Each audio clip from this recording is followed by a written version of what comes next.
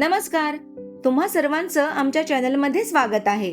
40 नंतर महिलांना खूप साऱ्या आरोग्याच्या समस्यांना सामोरं जावं लागतं, जसं की केस गळती, अंगदुखी, शरीराच्या जॉईंट्समध्ये सारखं पेन होणं, थकल्यासारखं वाटणं, शरीरातील विटामिन B12 कमी होणं, कॅल्शियम कमी होणं. आणि जर अशा सगळ्या प्रॉब्लेमवर मात करायची असेल तर जगभरात सुपर फूड म्हणून प्रसिद्ध अशा शेवग्याच्या पानांचा आहारात समावेश करणं खूप गरजेचं आहे. म्हणूनच आज मी तुम्हाला खमंग रुचकर अशी शेवग्याच्या पानांच्या चटणीची रेसिपी दाखवणार आहे, जिचा तुम्ही रोजच्या आहारात समावेश करू शकता. चला आता रेसिपीला सुरुवात करूया.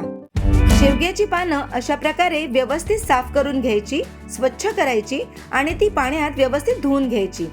नंतर फोडणीमध्ये थोडं तेल घालून त्यामध्ये चण्याची डाळ आणि उडदाची डाळ घालून ती खरपूस रंगावर भाजून घ्यायची.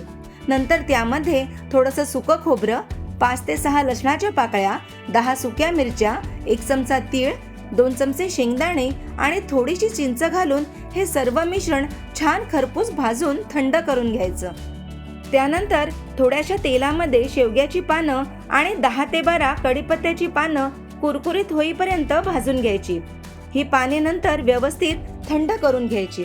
त्यानंतर सर्व मिश्रण मिक्सरच्या भांड्यात घेऊन ते व्यवस्थित बारीक वाटून घ्यायचं. वाटताना त्यामध्ये चवीप्रमाणे मीठ घालायचं.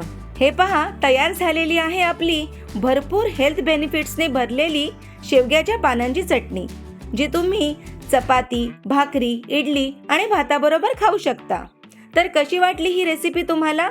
जर तुम्हाला शेवग्याच्या पानांच्या चटणीची रेसिपी आवडली असेल तर मला कमेंट्स करून नक्की सांगा आणि आमच्या चॅनलला लाईक, शेअर, सबस्क्राईब करायला विसरू नका. धन्यवाद.